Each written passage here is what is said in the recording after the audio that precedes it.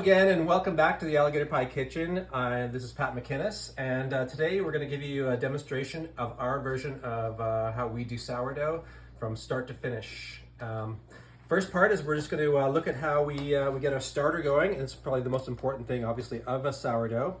I use a couple of Tupperware containers. I use some water, just some tap water that I've left overnight to off gas and get all the chlorine out of it naturally. This is my starter here, and as you can see, we're going to focus in here and we're going to give it a little shake, and it's very lively. I haven't done anything to this. Oh, very lively. It just shakes and it jiggles. So what we're going to do is we're kind of going to go equal parts, a little bit of water. I usually just less than a quarter cup is what I do for a daily feeding, and then about the same in flour. Doesn't have to be totally accurate, but what we're looking for is a texture in the starter between pancake and waffle batter is kind of what we go for. A lot of people go for different, people like thicker or they like thinner. Thinner. That's different. Yeah. So we'll just mix that in. We washed our hands really well before this, and we're going to, because we're going to get right in here and get the feel of it with our hands. And also, you might not like to hear this, but the bacteria from your hands is going to help this grow as well. So just get it right in there, and it looks super good. And I'm really liking how that looks, and that's kind of the texture I want to see. It's just like nice and gluey. So that's perfect. So now we're ready to basically start our bread. We're back, and we have grown our starter, and as you can see, once again, it's very, very lively. If you don't have a starter, it's you can definitely start one from scratch. It's a lot of work, and a lot of people make sourdough, and people are always willing to grow their starter and give you a cup. If they give you a cup of starter, it'll take you probably a week to grow it, enough to make a loaf of bread. So this is also, a lot of people will do a method where they will feed their starter a lot and throw it out. I've never really understood that. If I give it just like a quarter cup every day, when I'm getting ready to make bread, it's ready to go all the time. When you want to stop, if you're not going to make bread for a while, put it in the fridge. It'll be dormant for a pretty long time. Like it can probably go a month without feeding it. It'll get a little skim on the top. It has a really annoying name that I won't say. Okay, it's called the cooch. Settle down. I'm not going to settle down. Okay, so here we go. So this is what we're going to do. We're going to do 3 cups of water total is what we want, and we want a cup of our starter. We've got 4 cups of bread flour and 1 cup of a flour of choice. That gives us 20% of whatever exotic flour we'd like to use. Today we're going to use this Ladoga flour, which is really a delicious, nutty whole grain flour. Here's some other ones that we use. We like the Kamut flour. It's really nice. Really love the red fife, which kind of turns purpley when you get it wet. Really nice. And then this is just the regular barley flour. We also like the black barley flour when we can get it. But oh really? Okay. So so we have the water that we've left overnight again. So to off gas. So we're just going to go 2 cups into a measuring cup. And then we'll take our nice bubbly starter and we'll top that up to make 3 cups.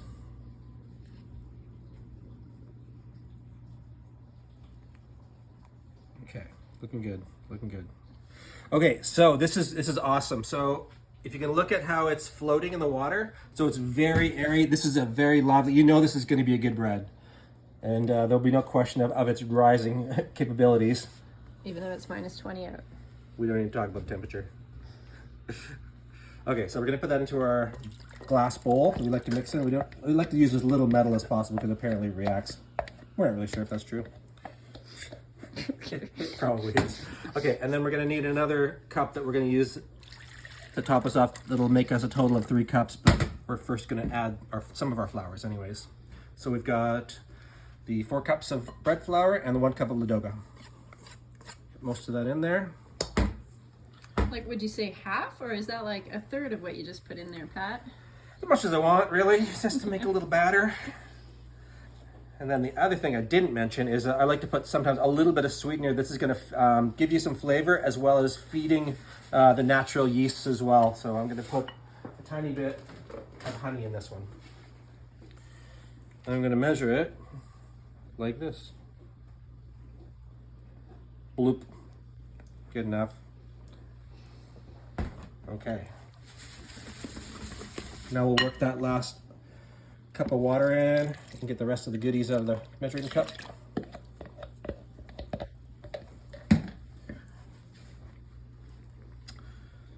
Okay, so the theory on salt, adding salt to your dough beforehand, there's probably a lot of truth to it, that it does definitely retard the growth of the yeast.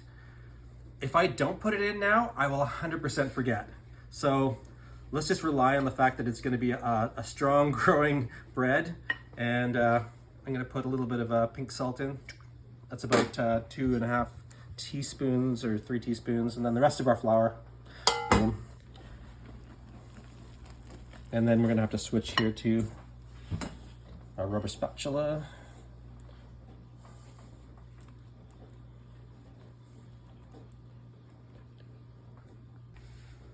Oh, hi! So we decided to cut away from that just because it's pretty boring, slow TV to watch me just incorporate the flour into our dough. I did need a little bit more flour than I'd measured out, so I mean, you'll have to judge for yourself. One of the telltale signs I like to look for is when the dough is really starting to pull away. If you're using a rubber spatula like I am, it'll really start to pull away nicely. You'll get the feel for it once you've made a few loaves. It'll be second nature. So when we're at this stage now, I'm just going to cover it with plastic. I'm going to put a towel on top, and I'm going to find a nice warm spot for it to rise overnight. I find on top of a fridge, if you live in a cold place like we do, top of fridge is usually pretty warm if they're cycling. So if you find a fridge that has like the motors on top or whatever, just find a fridge. Just find a fridge anywhere randomly. So so that's what we're gonna do, and we're gonna see you tomorrow morning. All right, we're back. It's a brand new day. Our dough has been rising for about 15 hours or so on top of the fridge, and it looks awesome. It's bubbly. It's doubled in size. It's going to come away looking very wet, so it's going to need a little bit more flour, of course. But so that's the primary first rise that we've done, also known as the bulk rise or the sourdough rise, is super important. If you haven't gotten to this stage during the bulk rise, well, you need to either get it to do that or you don't want to continue after this because it's not going to really do anything. So I'm just going to add a bunch of flour to the top. Super helpful. Super helpful. Thanks. Don't even bother. If you're wondering why my eyes are so puffy, I've been cutting onions. Thanks. I'm going to punch that down. I'm going to put some more flour around the edges and use this rubber spatula guy to just sort of turn it out onto our surface. Let's see where we're at here. So the next stage is going to be a short bench rest. I usually split this into two. I usually do a guest loaf and a house loaf. So this is it's just the way we do it. We do a small and a big. So I'm gonna just sort of cut this off about that size for my smaller loaf that I'm gonna do. Like a third? Maybe a quarter. And then this guy I'm gonna pull together. It's very manageable. It's not it's not really sticking to my hands, but it's definitely a wet dough. So you can just keep adding a little bit of flour as needed. So what we want to do here is we want to create a little bit of surface tension for the bench rest.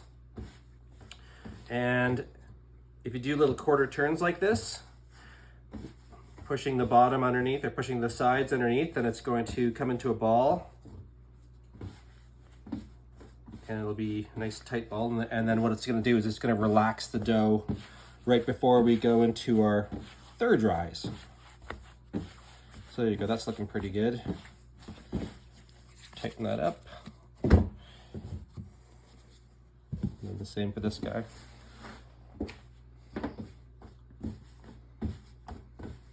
Faster. Yeah, the pressure's on. Yeah, something like that. And it's a little guy. Little bambino. See the bubbles forming there? We kind of want to pop those. We don't want those to be in the top of the dough. It'll just burn. So yeah, there we go. So that's looking pretty good. for a little bench rest. It's going to take, I'm just going to leave it for 20 minutes or half an hour like this. And then we're ready for our next stage.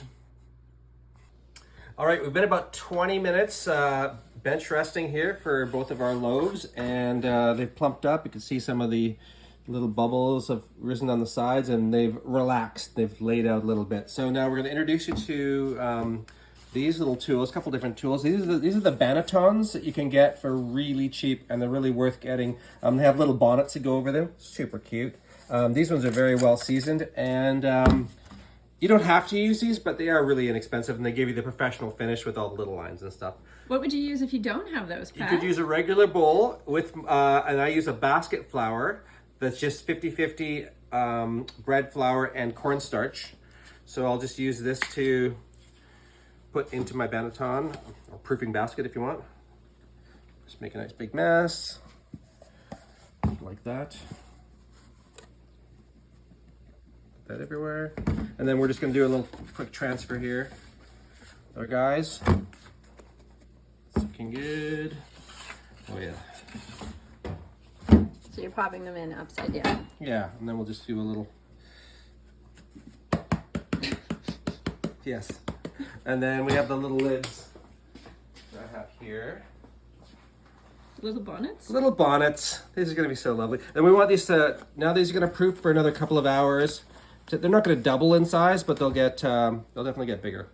And then they'll be ready to go into the oven. So the next stage is going to be to preheat your, I use cast iron pots for this. So I use these typical old style cast irons. If you can get them with a drip lid like this.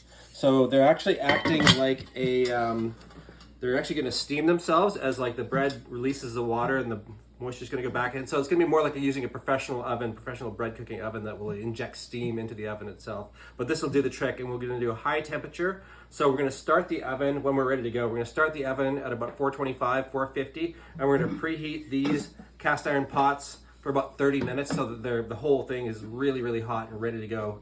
And that'll be our next segment. So we're almost there. Okay, we're almost there. We have we've risen our loaves for a couple of hours in a nice warm spot by the oven. Look at that, the bulbous pieces of air in there. Anyways, we have a new tool here that we're going to use. This is used for slashing. This is, I think I pronounce it lame. It's L-A-M-E. I'm sure the French say lame. I'm just going to call it lame because it's kind of lame. This is my tool. I'm going to take a brand new razor blade. And I'm going to stick it in this little piece of dowel that I've... Easy. Okay, careful, careful. There it is. Okay, so this operation has to be done pretty quickly. So I'm going to grab I've got some cornmeal, coarse cornmeal for the bottom of the pots. I'm going to grab the pots that have been preheating for 30 minutes in the oven at a high temperature. And we're going to try and do a quick transfer, and then we're going to get everything in the oven before it loses the temperature of the pots.